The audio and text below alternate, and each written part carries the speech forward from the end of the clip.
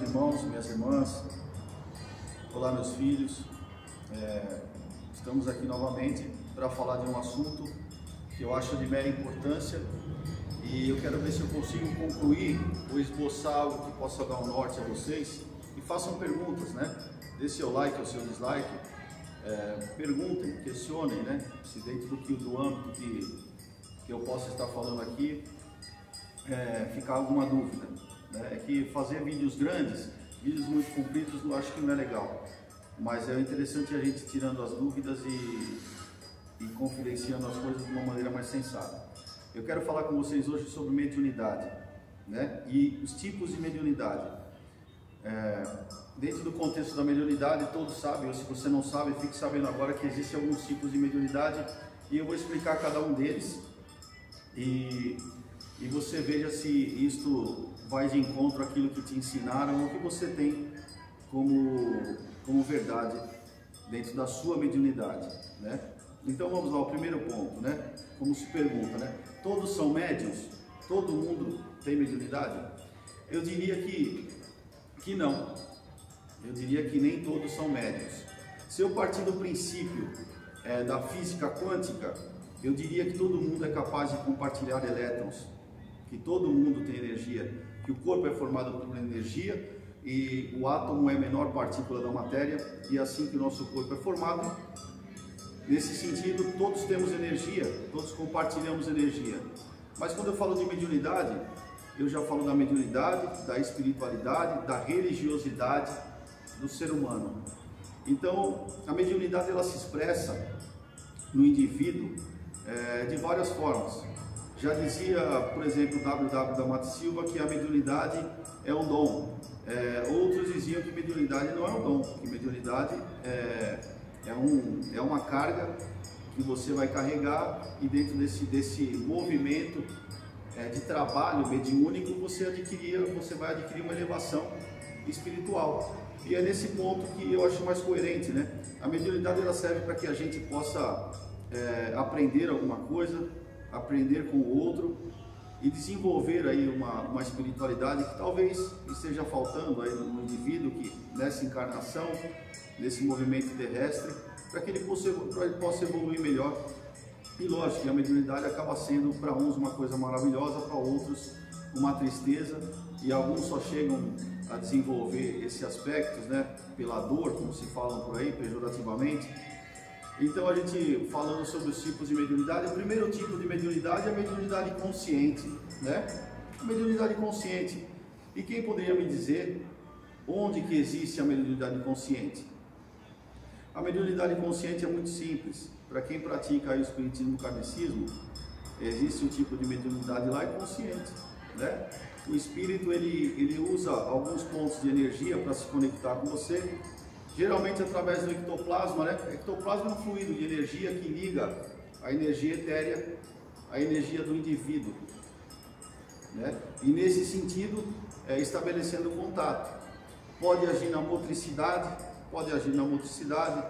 e em outros pontos também.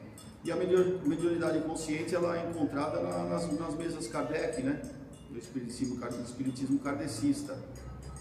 Porque os médiuns ali eles psicografam, tem clarividência, clareaudiência, né? Escutam, né? Então essa mediunidade ela está ali, ela está concentrada ali nesses tipos de trabalhos e nessa ramificação aí. A mediunidade semiconsciente é aquela pela qual a energia ou espírito ele se comunica, ele tem uma compactuação de ectoplasma ou de energia com você, mas ele não te domina totalmente, né? Você até sabe, tem noção de tempo e espaço em alguns momentos, mas você não tem controle, às vezes, sobre a sua motricidade, não tem controle, às vezes, sobre aquilo que você quer enxergar, não tem controle sobre os seus sistemas corporais, e você tem aumento de temperatura, frio, calor, e essa mediunidade é encontrada principalmente nos médiuns de Umbanda, quem pratica Umbanda, né? A mediunidade semiconsciente está presente naquele momento. A mediunidade semiconsciente ela é muito importante porque exige uma coisa que é fundamental, que é como fazer uma boa incorporação Eu quero fazer um vídeo que fala só de incorporação, como incorporar bem, né? Eu vejo muitas pessoas falando no YouTube sobre como que é uma boa incorporação. E eu vou entrar em aspectos, mas nós vamos fazer um outro vídeo. Eu vou entrar em aspectos de incorporação, aspectos fundamentais que eu não os vejo falando sobre isso, né?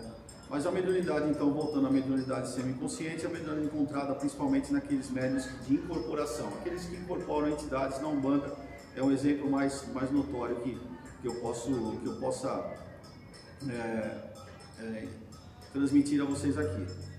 Então você não tem um domínio total do seu corpo, no entanto, você não tem controle sobre alguns sentidos, né? Você não tem controle sobre alguns sentidos, mas você tem noção de onde você está, de espaço, mas não de uma forma racional, como se você estivesse consciente, né?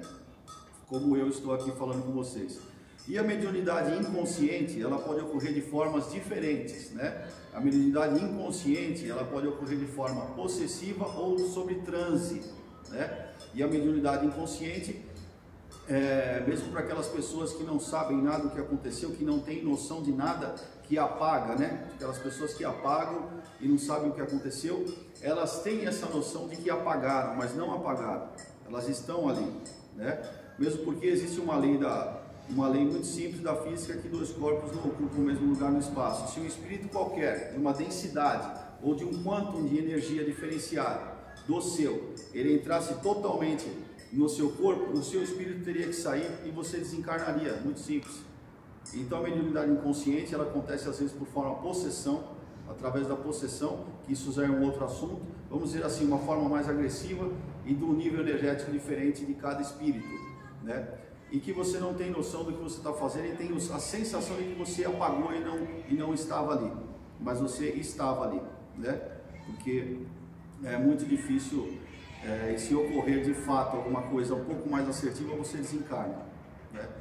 E a mediunidade inconsciente, ela existe, alguns médiuns têm essa capacidade, ela existe, não são todos que têm essa capacidade. Existem algumas pessoas que têm uma sensibilidade muito maior e que recebem algum tipo de energia, algum tipo de espíritos que determinam alguns sentidos para trabalhar, e determinar alguns sentidos para agir nessa pessoa faz com que ela se sinta exclusivamente fora do contexto, né? Não existindo naquele momento ali, né? E eu vou ficando por aqui. Se ficou alguma dúvida, escreva, a gente conversa mais sobre isso, né? Mas é interessante saber desses três tipos de mediunidade: a consciente, a semiconsciente e a inconsciente, né? É interessante saber que a mediunidade é isso, e a gente vai estar falando futuramente sobre o que é ser médium, né? O que é ser um médium e o que é as diferenças entre transe, possessão, né? E incorporação. Existem algumas diferenças sim, mas isso a gente deixa para a próxima. Eu vou ficando por aqui. Zambia Quateça, Incossibeca Muvu.